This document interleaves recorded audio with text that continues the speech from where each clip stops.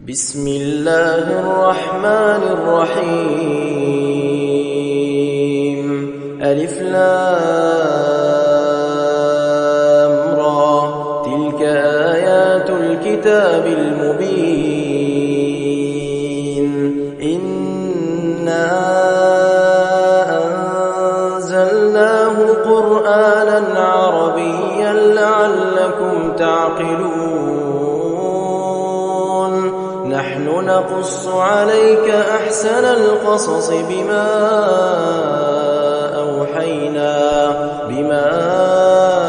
أوحينا إليك هذا القرآن، وإن كنت من قبله لمن الغافلين.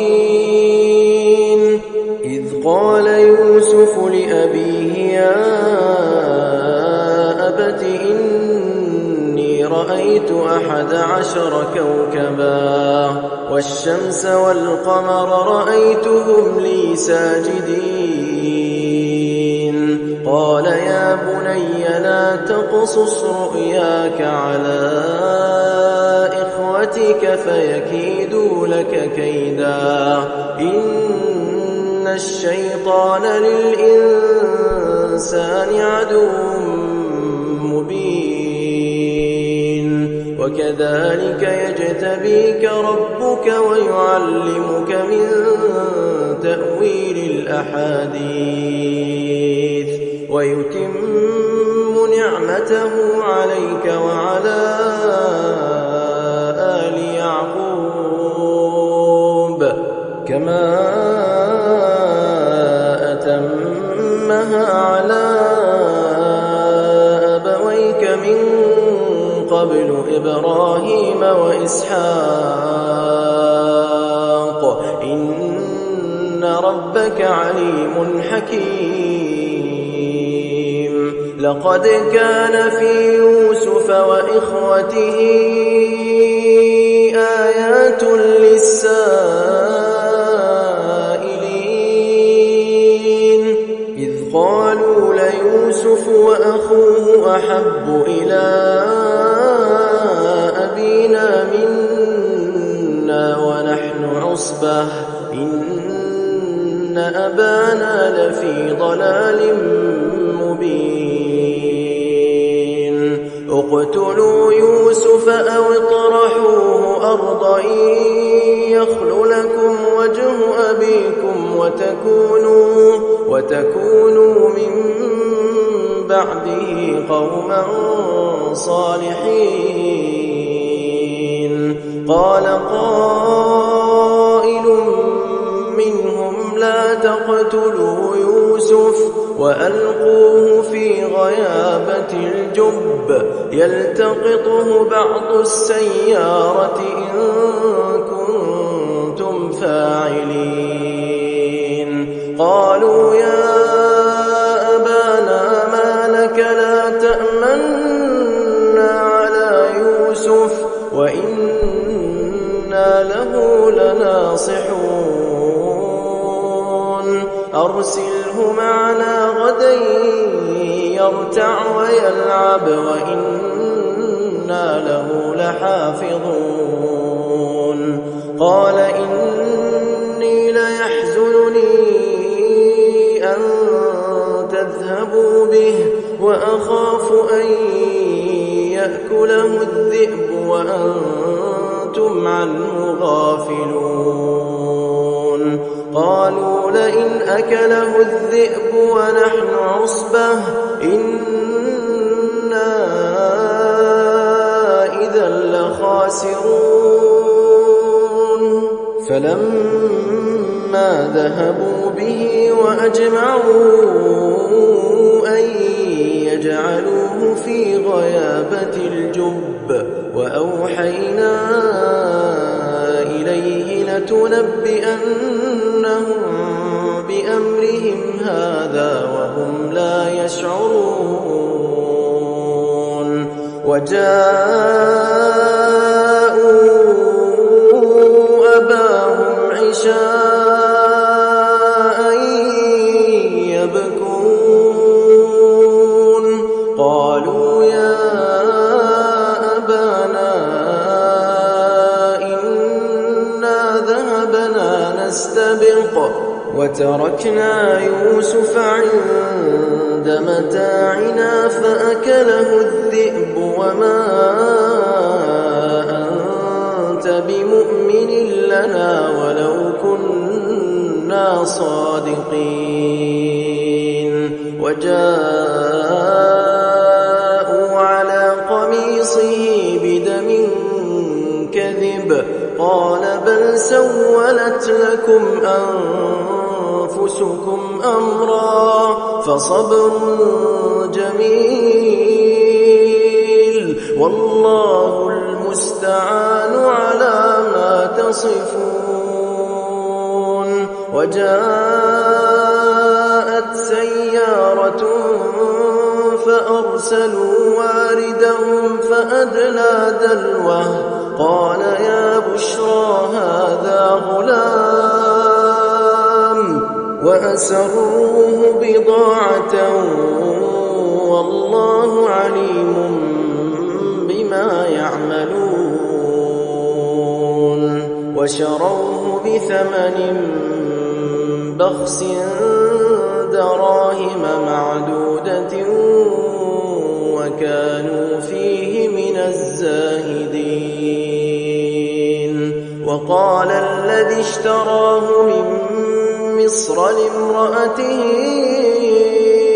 أكرمي مثواه عسى أن ينفعنا أو نتخذه ولدا وكذلك مكنا ليوسف في الأرض ولنعلمه من تأويل الأحاديث والله غالب على أمره ولكن أكثر الناس لا يعلمون ولما بلغ أشده آتيناه حكما وعلما وكذلك نجزي المحسنين وراودته التي هو في بيتها عن نفسه وغلقت الأبواب وقالت هيت لك قال معاذ الله إنه ربي أحسن مثواي إنه لا يفلح الظالمون ولقد همت به وهم بها لولا أن رأى برهان ربه كذلك لنصرف عنه السوء والفحشاء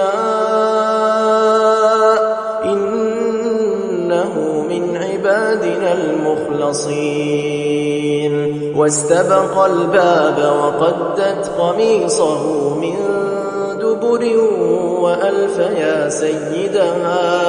وألف يا سيدها لدى الباب قالت ما جزاء من أراد بأهلك سوءا إلا أن يسجن أو عذاب أليم قال هي راودتني عن نفسي وشهد شاهد من أهلها إن كان قميصه قد من قبل فصدقت وهو من الكاذبين وإن كان قميصه قد من دبر فكذبت وهو من الصادقين فلما رأى قميصه قد من دبر قال إنه من كيدكن إن كيدكن عظيم. يوسف أعرض عن هذا واستغفري لذنبك إنك كنت من الخاطئين. وقال نسوة في المدينة امرأة العزيز تراود فتاها عن نفسه قد شغفها حبا إنا لنراها في ضلال مبين. فلما سمعت بمكرهن أرسلت إليهن وأعتدت لهن متكئا وآتت كل واحدة منهن سكينا وقالت اخرج عليهن. فلما رأينه أكبرنه وقطعن أيديهن وقلن حاش لله ما هذا بشرا إن هذا إلا ملك كريم. قالت فذلكن الذي لمتنني فيه ولقد راودته عن نفسه فاستعصم ولئن لم يفعل ما آمره ليسجنن وليكونن من الصاغرين. قال رب السجن أحب إلي مما يدعونني إليه وإلا تصرف عني كيدهن أصب إليهن وأكن من الجاهلين. فاستجاب له ربه فصرف عنه كيدهن إنه هو السميع العليم. ثم بدا لهم من بعد ما رأوا الآيات ليسجننه حتى حين. ودخل معه السجن فتيان قال أحدهما إني أراني أعصر خمرا وقال الآخر إني أراني أحمل فوق رأسي خبزا تأكل الطير منه نبئنا بتأويله إنا نراك من المحسنين. قال لا يأتيكما طعام ترزقانه إلا نبأتكما بتأويله قبل أن يأتيكما ذلكما مما علمني ربي إني تركت ملة قوم لا يؤمنون بالله وهم بالآخرة هم كافرون. واتبعت ملة آبائي إبراهيم وإسحاق ويعقوب ما كان لنا أن نشرك بالله من شيء ذلك من فضل الله علينا وعلى الناس ولكن أكثر الناس لا يشكرون. يا صاحبي السجن أأرباب متفرقون خير أم الله الواحد القهار ما تعبدون من دونه إلا أسماء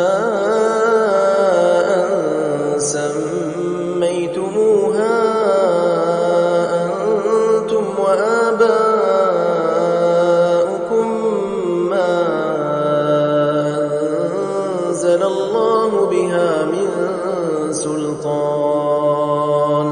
إن الحكم إلا لله أمر أن لا تعبدوا إلا إياه ذلك الدين القيم ولكن أكثر الناس لا يعلمون يا صاحبي السجن أما أحدكما فيسقي ربه خمرا وأما الآخر فيصلب فتأكل الطير من رأسه قضي الأمر الذي فيه تستفتيان وقال للذي ظن أنه ناج منهما اذكرني عند ربك فأنساه الشيطان ذكر ربه فلبث في السجن بضع سنين وقال الملك إني أرى 7 بقرات سمان يأكلهن 7 عجاف و7 سنبلات خضر وأخر يابسات يا أيها الملأ أفتوني في رؤياي إن كنتم للرؤيا تعبرون قالوا أضغاث أحلام وما نحن بتأويل الأحلام بعالمين وقال الذي نجا منهما وادكر بعد أمة أنا أنبئكم بتأويله فأرسلون يوسف أيها الصديق أفتنا في 7 بقرات سمان يأكلهن 7 عجاف و7 سنبلات خضر وأخر يابسات لعلي أرجع إلى الناس لعلهم يعلمون قال تزرعون 7 سنين دأبا فما حصدتم فذروه في سنبله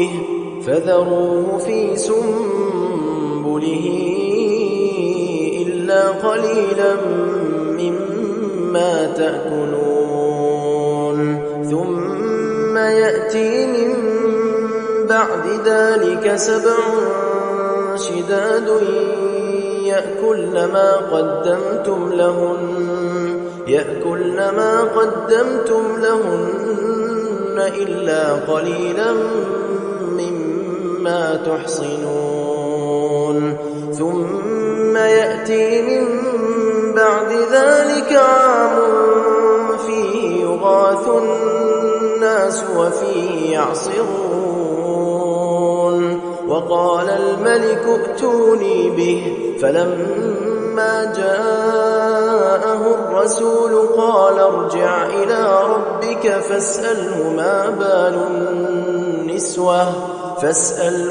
بال النسوة اللاتي قطعن أيديهن إن ربي بكيدهن عليم قال ما خطبكن إذ راوتن يوسف عن نفسه قلن حاش لله ما علمنا عليه من سوء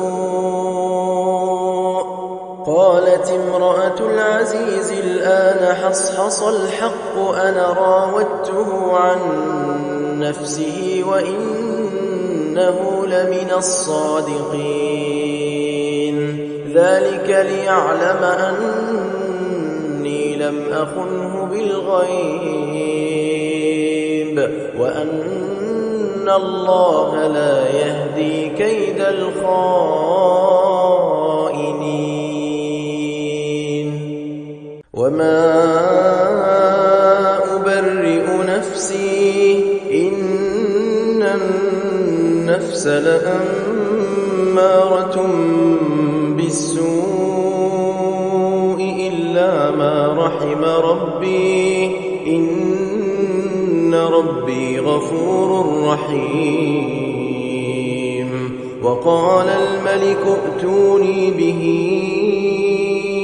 أستخلصه لنفسي فلما كلمه قال إنك اليوم لدينا مكين أمين. قال اجعلني على خزائن الأرض إني حفيظ عليم. وكذلك مكنا ليوسف في الأرض يتبوأ منها حيث يشاء نصيب برحمتنا من نشاء ولا نضيع أجر المحسنين. ولأجر الآخرة خير للذين آمنوا وكانوا يتقون. وجاء إخوة يوسف فدخلوا عليه فعرفهم وهم له منكرون. ولما جهزهم بجهازهم قال ائتوني بأخ لكم من أبيكم ألا ترون أني أوفي الكيل وأنا خير المنزلين. فإن لم تأتوني به فلا كيل لكم عندي ولا تقربون. قالوا سنراود عنه أباه وإنا لفاعلون. وقال لفتيانه اجعلوا بضاعتهم في رحالهم لعلهم يعرفونها إذا انقلبوا إلى أهلهم لعلهم يرجعون. فلما رجعوا إلى أبيهم قالوا يا أبانا منع منا الكيل فأرسل معنا أخانا نكتل وإنا له لحافظون. قال هل آمنكم عليه إلا كما أمنتكم على أخيه من قبل فالله خير حافظا وهو أرحم الراحمين. ولما فتحوا متاعهم وجدوا بضاعتهم ردت إليهم قالوا يا أبانا ما نبغي هذه بضاعتنا ردت إلينا ونمير أهلنا ونحفظ أخانا ونزداد كيل بعير ذلك كيل يسير. قال لن أرسله معكم حتى تؤتون موثقا من الله لتأتونني به إلا أن يحاط بكم. فلما آتوه موثقهم قال الله على ما نقول وكيل. وقال يا بني لا تدخلوا من باب واحد وادخلوا من أبواب متفرقة وما أغني عنكم من من الله من شيء إن الحكم إلا لله عليه توكلت وعليه فليتوكل المتوكلون ولما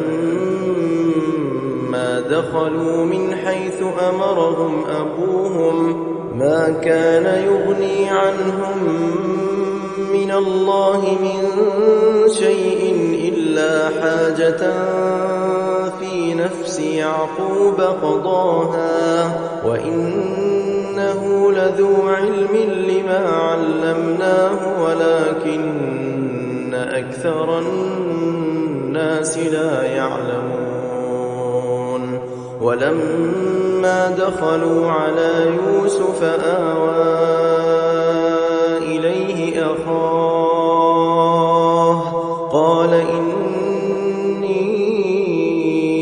أنا أخوك فلا تبتئس بما كانوا يعملون فلما جهزهم بجهازهم جعل السقاية في رحل أخيه ثم أذن مؤذن أيتها العير إنكم لسارقون قالوا وأقبلوا عليهم ماذا تفقدون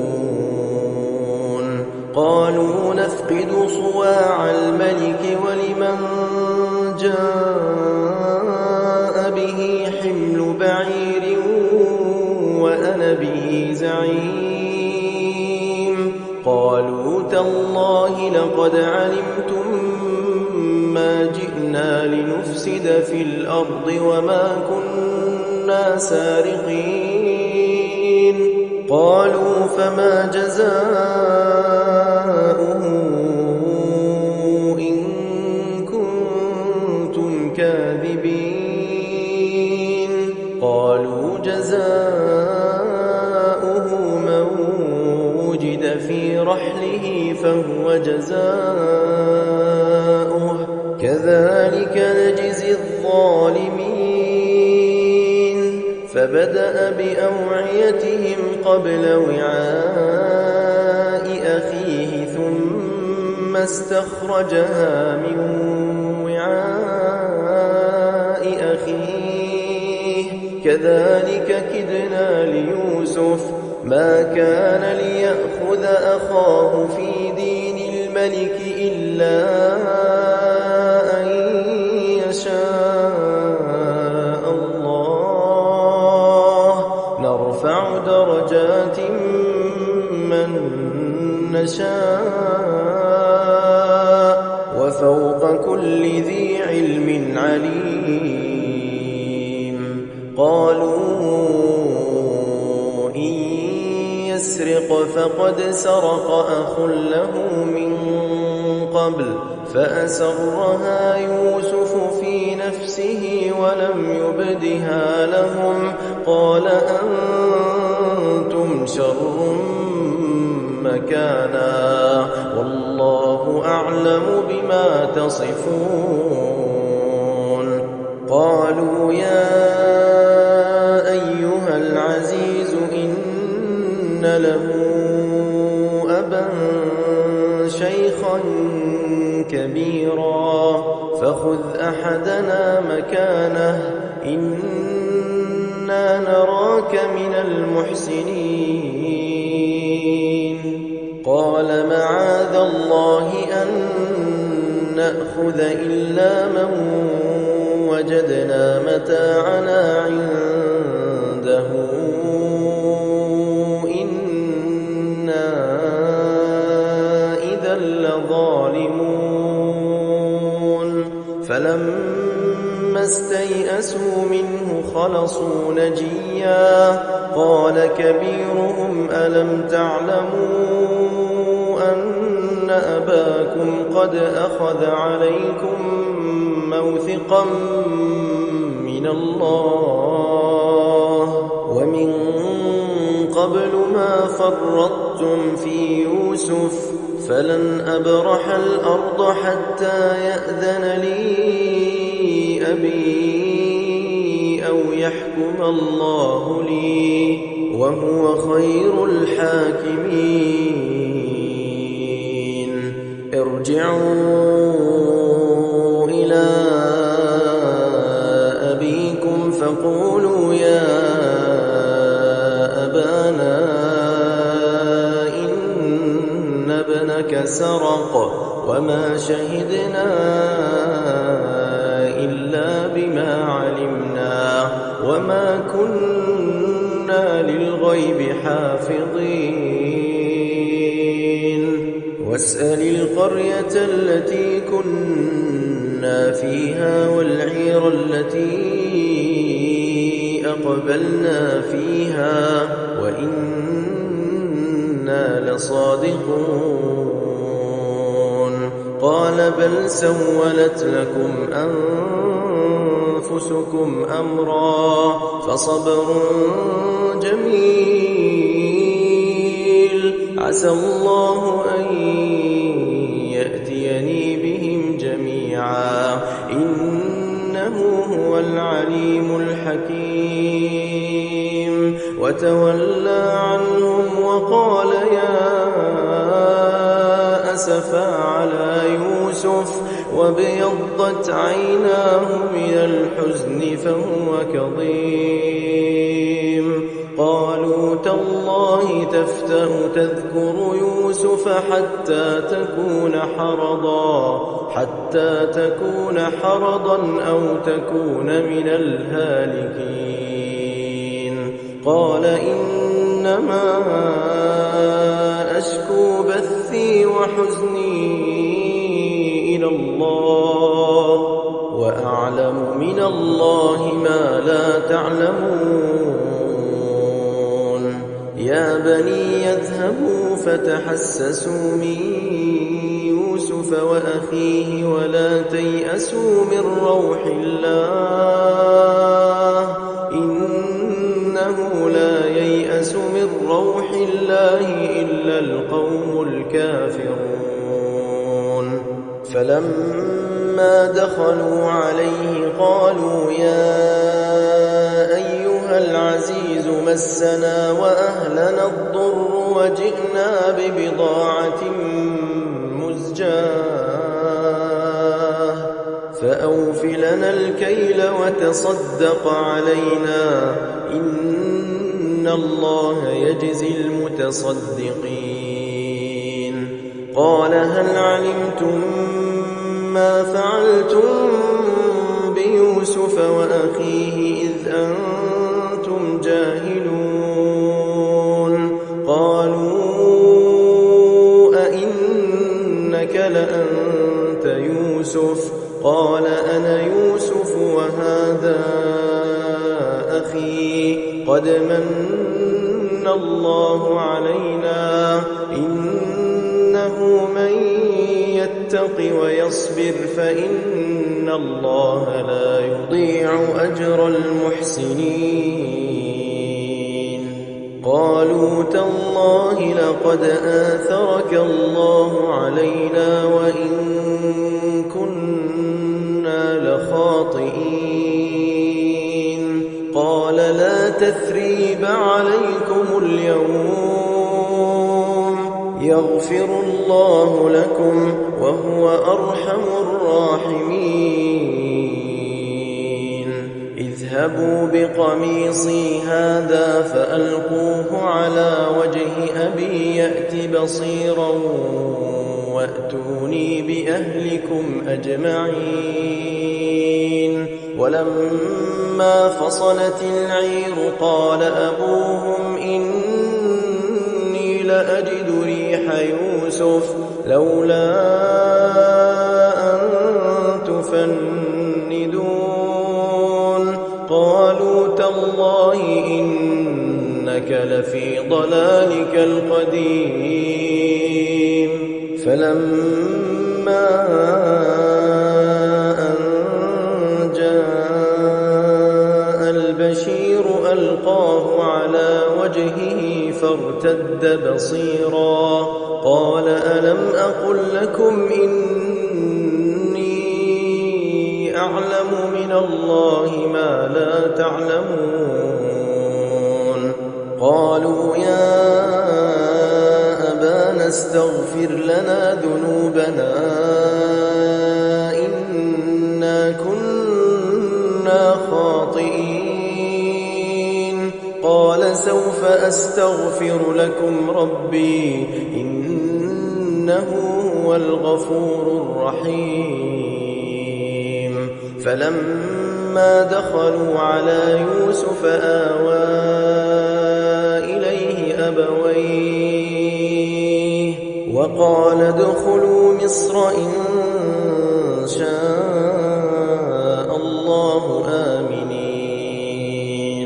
ورفع أبويه على العرش وخروا له سجدا وقال يا أبت هذا تأويل رؤياي من قبل قد جعلها ربي حقا وقد أحسن بي إذ أخرجني من السجن وجاء بكم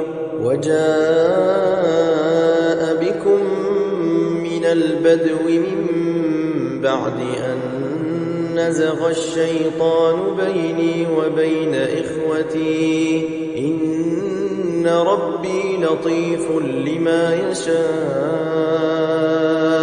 إنه هو العليم الحكيم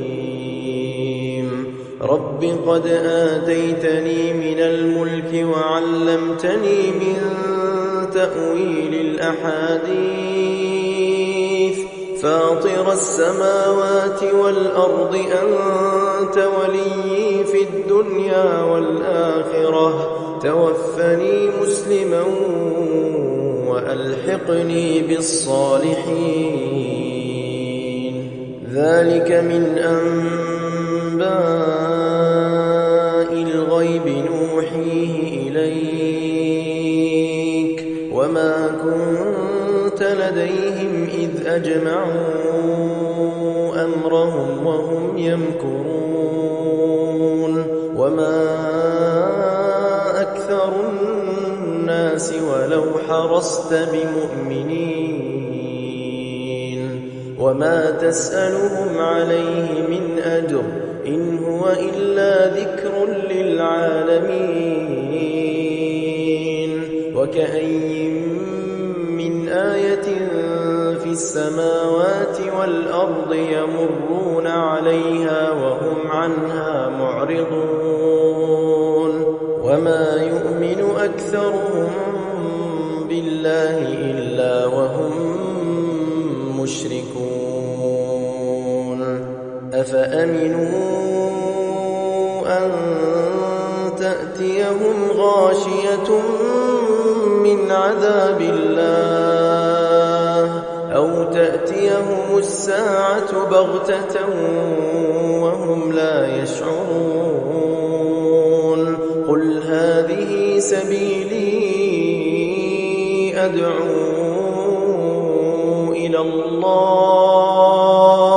على بصيرة أنا ومن اتبعني وسبحان الله وما أنا من المشركين وما أرسلنا من قبلك إلا رجالا نوحي إليهم من أهل القرى أفلم يسيروا في الأرض فينظروا كيف كان عاقبة الذين من قبلهم ولدار الآخرة خير للذين اتقوا أفلا تعقلون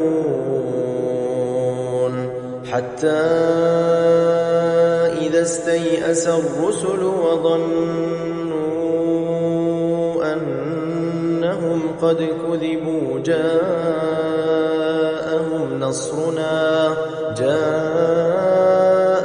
نصرنا فنجي من نشاء ولا يرد بأسنا عن القوم المجرمين لقد كان في قصصهم عبرة لأولي الألباب ما كان حديثا يفترى ولكن تصديق الذي بين يديه وتفصيل كل شيء وهدى ورحمة لقوم يؤمنون. إنما المؤمنون الذين إذا ذكر الله وجلت قلوبهم